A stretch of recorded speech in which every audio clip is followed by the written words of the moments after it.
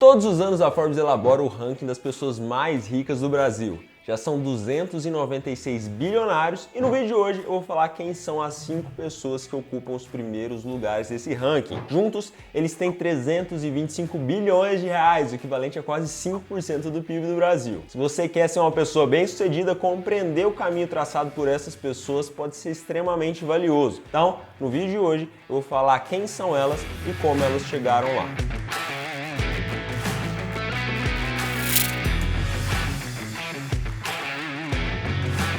Mas antes de começar, já deixa o seu like aqui, que isso é importante demais para o YouTube entender que esse vídeo é relevante e levar para o maior número possível de pessoas. E se você quiser aprender mais sobre o dinheiro, desde como gastar menos, ganhar mais, investir melhor, já se inscreve aqui no canal, que toda semana tem vídeo novo e é isso aí. Se inscreveu? Então vamos pro vídeo. Na quinta posição nós temos Carlos Alberto Sicupira. Ele é formado em administração de empresas pela Federal do Rio de Janeiro e também fez umas paradas lá em Harvard. Em 73 ele foi chamado por Jorge Paulo Lemann para trabalhar numa corretora que se chamava Garantia, que tinha sido fundada por Lemann em 71. As coisas foram dando muito certo, essa corretora se transformou num banco. Mais pra frente, vários anos depois, em 82, esse banco também estava dando muito certo e eles resolveram comprar a conhecida Lojas Americanas.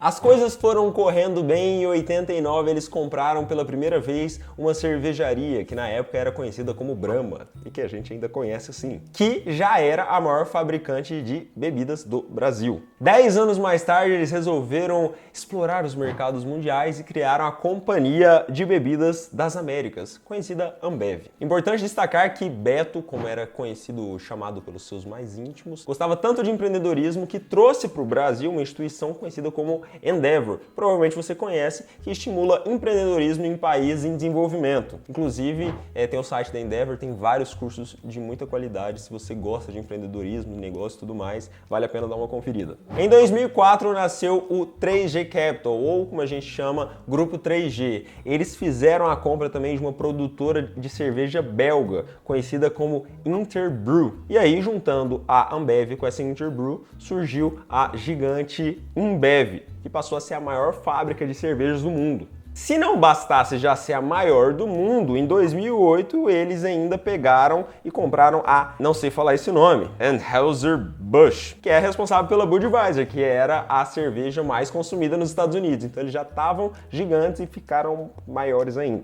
Não bastasse dominar o setor das bebidas, em 2010 e 2013, esse grupo 3G, ou 3G Capital, como eles gostam de chamar, expandiu o catálogo também para a parte de alimentos. Então eles adquiriram o Restaurant Brands International, que era proprietário da rede Burger King e também da cafeteria Tim Hortons, além, é claro, do grupo Kraft Heinz, lá do ketchup que a gente adora. Segundo o levantamento da Forbes, em 2019, Sicupira tinha um patrimônio de 37,35 bilhões de reais. Dá para fazer bastante coisa. Na quarta posição nós temos Eduardo Saverin, ou Saverin. Enquanto ainda estava na faculdade de economia, ele foi presidente da Associação de Investimentos de Harvard. Pensa se o cara manjava ou não de investimentos. Um fato curioso é que ele fez uma operação que rendeu uns 300 mil dólares de lucro para ele, na época, mexendo com ações do setor de petrolíferas. E isso deu uma visibilidade gigante para ele, inclusive ganhando uma honraria chamada Magna Cum Laude. Só que ele, inocente, nem imaginava que essa premiação e toda essa visibilidade trariam frutos muito maiores depois para ele, porque isso chamou a atenção do seu colega de faculdade, Mark, sim, o Zuckerberg,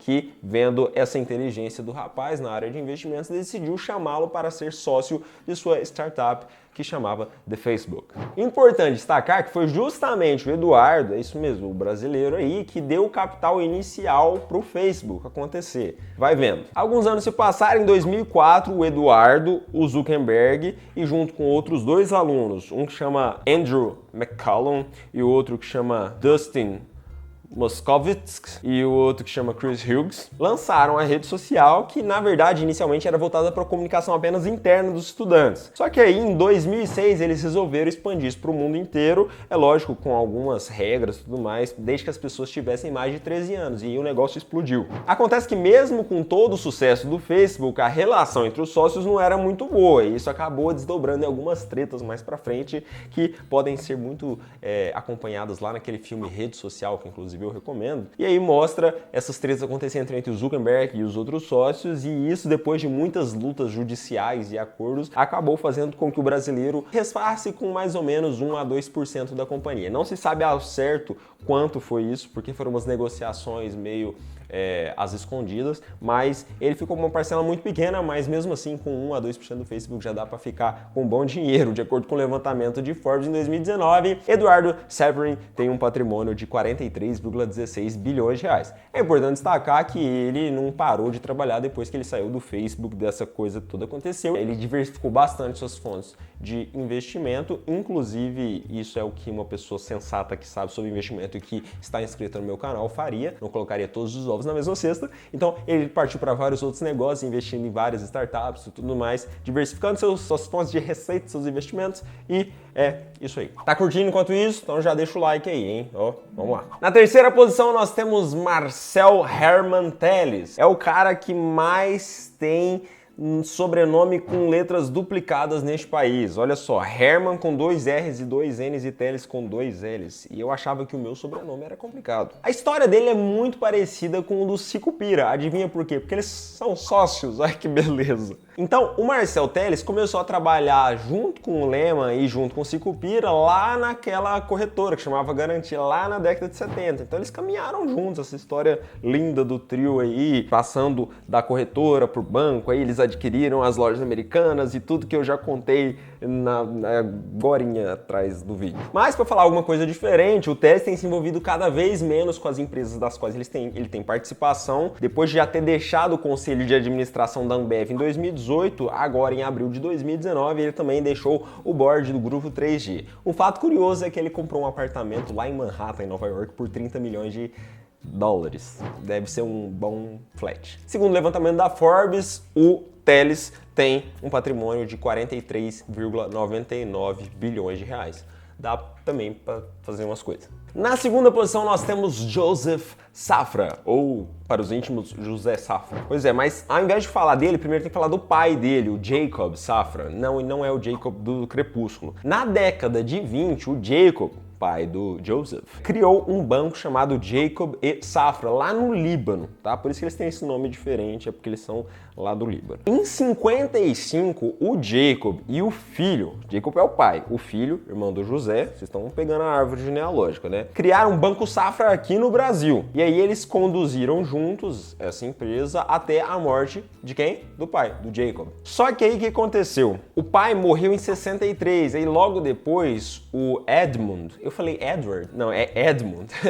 Ele vendeu a parte dele para os dois irmãos. Quem? O Joseph, que é quem a gente vai falar aqui agora, e o Moisés. Não é Moisés, é Moisés. Anos se passaram, lá em 99, o Edmund morreu num incêndio na casa dele, em Mônaco. Muita gente fala, né, tem uns rumores de que foi um incêndio criminoso, mas não se sabe muitos detalhes dessa história. O fato é que poucos anos depois disso, lá para 2006, o Joseph comprou a parte que restava, que estava com o irmão, o Moisés, e aí ele pegou a direção do grupo todo e tudo mais. E, na verdade, essa compra não foi algo tão simples, teve uma disputa aí entre os dois irmãos, mas atualmente é o Joseph que é realmente o dono aí do Banco Safra, por isso que ele tem todo esse império, é o segundo homem mais rico do Brasil, apesar de viver no exterior. E quem cuida dessas operações aqui no Brasil são seus dois filhos, Davi e Alberto. De acordo com o levantamento da Forbes, em 2019, Joseph Safra tem um patrimônio de 95,04 bilhões de dólares. Ele realmente está bem à frente do terceiro colocado, uma diferença bem grande. Importante destacar que durante alguns meses de 2019, por causa de um problema no investimento da pessoa que ocupa a primeira posição, que eu vou falar daqui a pouco, ele ocupou o primeiro lugar de homem mais rico do mundo, mas este primeiro colocado, na verdade, é tão foda que ele conseguiu se recuperar antes mesmo do ano acabar. E quem é esse homem maravilhoso? É Jorge Paulo Lemann, é isso aí, ó. Assim que ele terminou o colegial, ele já foi estudar onde? Lá nos Estados Unidos, em Harvard. Esse povo foda vai tudo pra Harvard, né? Ele foi fazer economia e depois da faculdade, nos anos 60, ele foi trabalhar no banco Credit Suisse, um banco lá na Suíça. A família dele já é de descendência suíça, também sempre teve uma condição financeira muito boa, mas isso não tira o mérito dele de chegar onde ele chegou, beleza? Ele ficou um tempo lá na Suíça trabalhando no Credit Suisse e quando ele voltou para o Brasil na década de 70, a bagagem de conhecimento no mercado financeiro que ele tinha tido tinha sido muito grande e isso viabilizou com que em 71 ele criasse o quê? A corretora Garantia, que a gente já falou 25 vezes nesse vídeo. E aí ele se juntou lá com o Sicupira e com o Marcel Telles e dali pra frente a história vocês já conhecem. Mas é importante falar que ele baseou a empresa dele bastante em meritocracia, então apesar de oferecer salários abaixo da média de mercado, ele oferecia bonificações por resultado. E aí quem que se destacou? Justamente o Telles e o Sicupira, que eram funcionários que passaram a ser sócios dele e seguiram nessa caminhada que a gente já sabe, até chegar agora na Embev e nas coisas deles. O que poucas pessoas sabem é que o Lemon foi pentacampeão brasileiro de tênis e chegou inclusive a disputar a Copa Davis em 62 lá na Suíça. E uma coisa muito legal que aconteceu ano passado no evento da Expert XP é que ele foi desafiado pelo Benchimol a uma partidinha de tênis lá no palco e ainda levou a melhor. Segundo o levantamento da Forbes, em 2019, Jorge Paulo Lemann possuía um patrimônio de 104,71 bilhões de reais, também é um bom trocado. Bom, se você chegou até esse momento do vídeo, muito obrigado, você demonstra ser realmente uma pessoa muito interessada. E eu, do fundo do meu coração, torço para que você tenha sucesso naquilo que você se propuser a fazer. Para deixar uma mensagem positiva para você mesmo, para sua mente, escreva aqui nos comentários. Meu sucesso só depende de mim. Espero vocês no próximo vídeo. Um beijo e